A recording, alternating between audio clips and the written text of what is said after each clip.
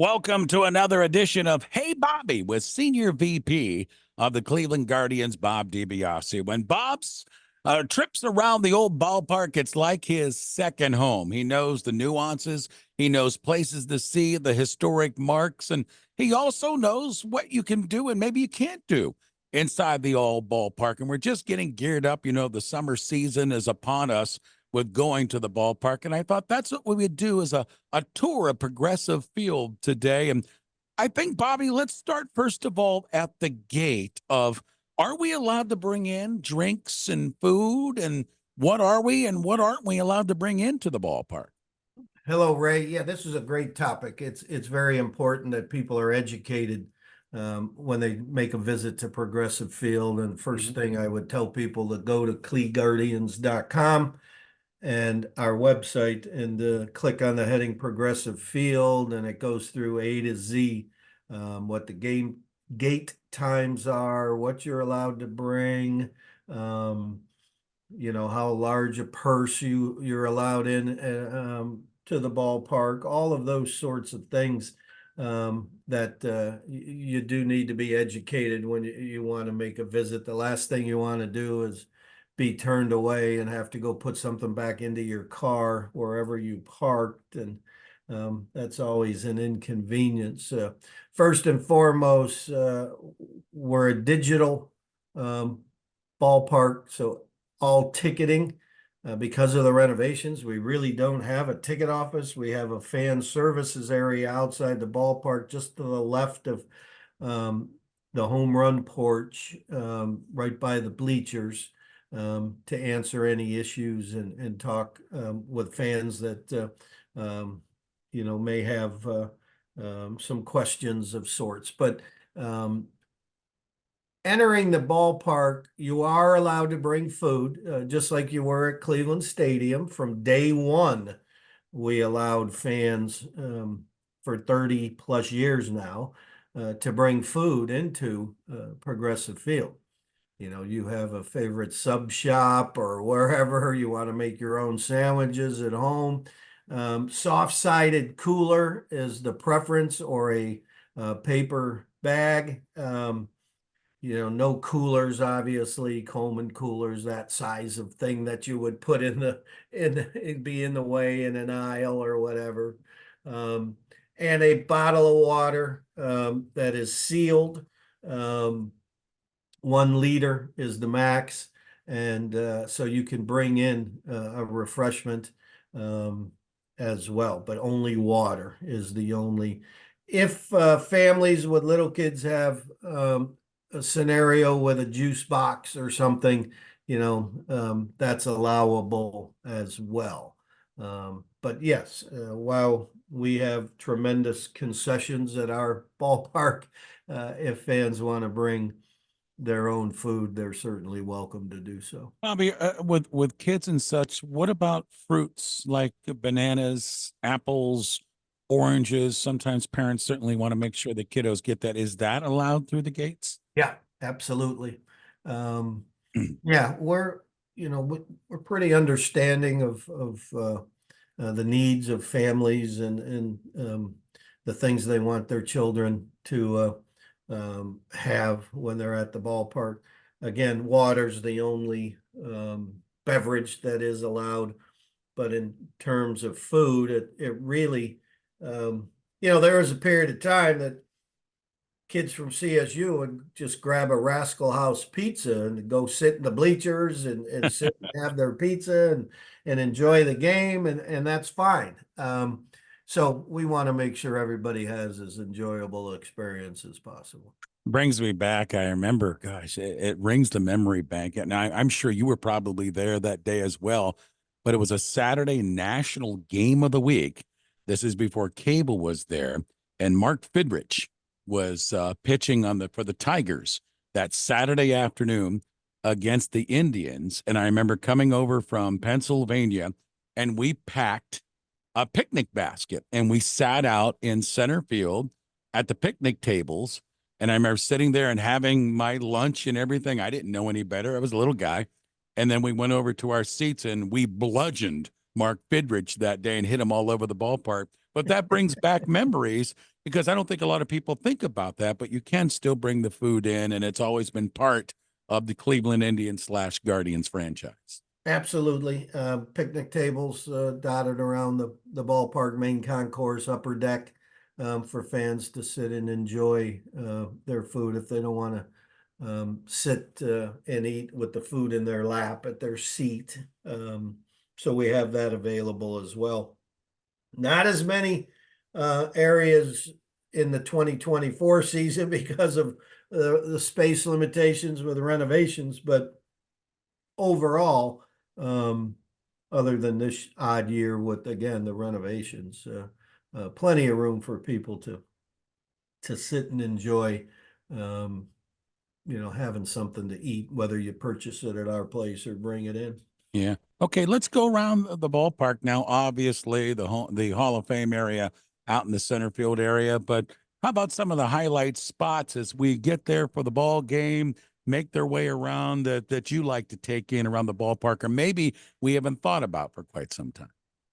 If you're a fan of the history of the game, and especially a fan of the history of our franchise, yes, a visit out to center field main concourse to Heritage Park, where we honor the excellence in uniform and celebrate our rich history.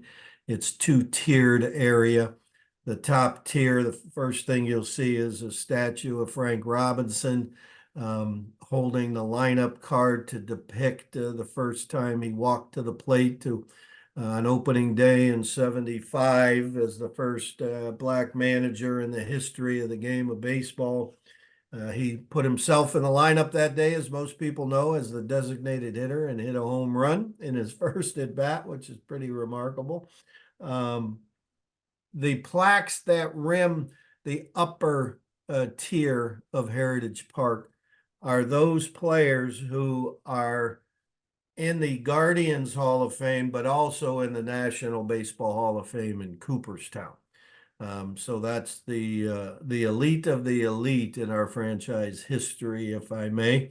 And then you walk down some stairs and there's a lower tier where the remaining members of the Guardians Hall of Fame.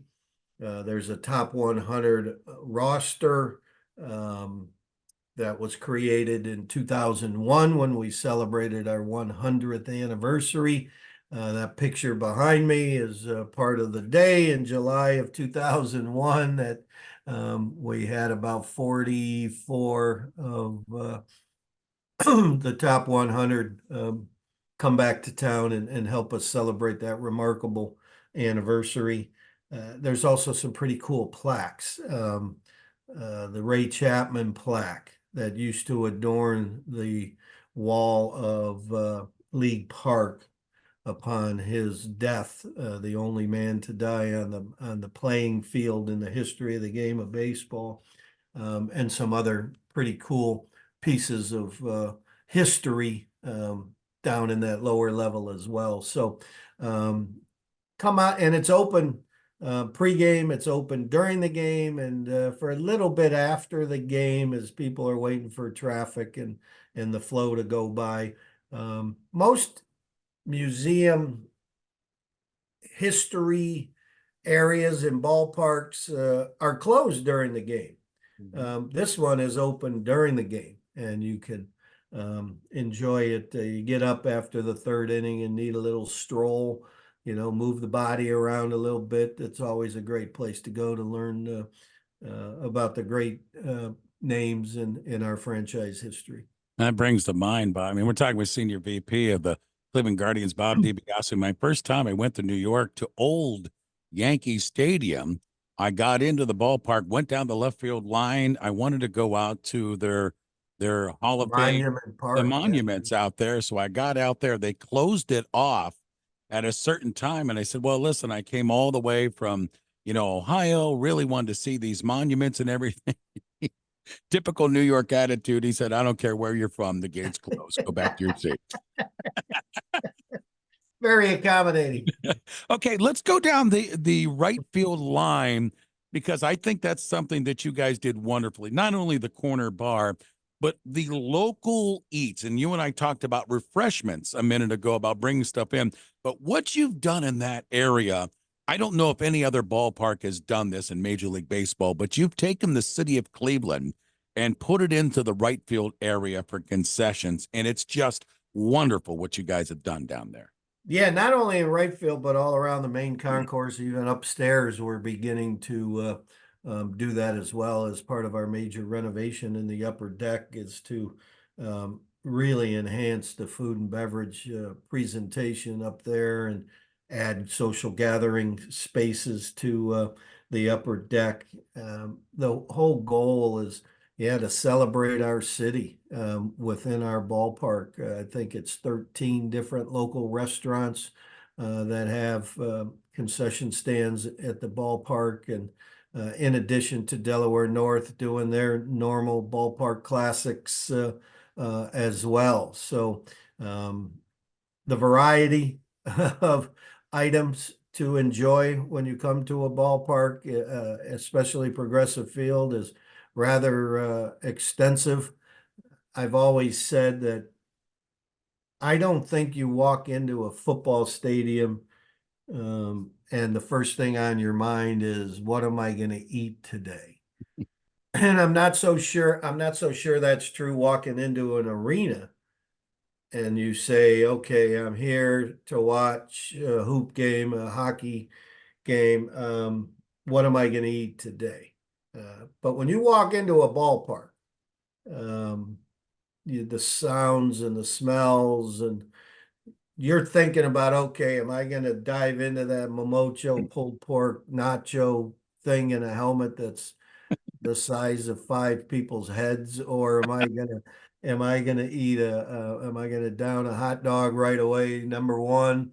So what's out there, or Dante's Pizza, or all the other things that are available to our fans? And so the food and beverage offerings presentation, I think has to be extra special in a baseball park because it truly adds to the total fan experience, and I think it's top of mind for baseball fans. And we'll have plenty of more time to talk about this in the months and years ahead. But what you guys are doing up top in the left field and right field corners with gatherings and group gatherings and open grills and seating. Curtis Danberg brought us up there for a tour a couple of weeks ago. It's just fascinating how that, and you can get up there now, but how that's going to look when that is complete. That is just outstanding up there. Especially the group sales, the Paul Davis Pennant District is just phenomenal. How we have elevated our ability to take care of groups, and it's an area large enough for our major companies in town, Progressive and the Clinic and UH and all the other big ones that might want 1,000 people, the employees and their families to be together.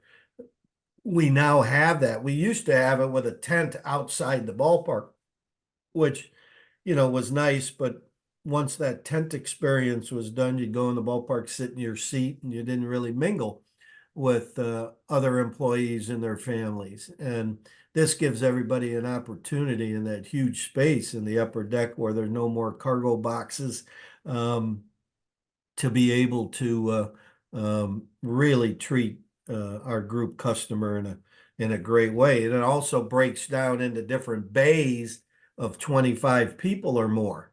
So if you have a little league team, a high school, college graduation, family reunion, church group, whatever it is, 25 or more can get up there and have an incredibly wonderful time. It's got a great view straight down East 9th Street to Lake Erie and the skyline and the ball game in front of you. And then over on left field, it's an area open to everybody in the ballpark who wants to take a walk and head up there. And the food and beverage area, which is going to be remarkable, isn't unfortunately going to be available till 2025.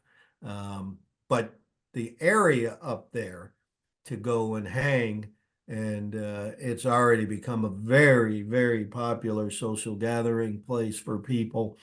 And once opening day 2025 comes along, it's going to be a very cool, because it's going to have a sports bar, corner bar kind of feel and look to it for our upper deck patrons. And I think for the first time in 30 years, we've really put a focus on uh, enhancing the experience in the upper deck. Yeah, it's going to be just beautiful when completed. Well, that puts the lid on it. Speaking of completed, another edition of Hey Bobby with Senior VP of the Cleveland Guardians, Bob DiBiasio. Bob, as always, thanks for the time. Have a good holiday weekend, my friend. We'll do it again next week. Thank you, Ray. You have a wonderful Memorial holiday as well. Go Guardians.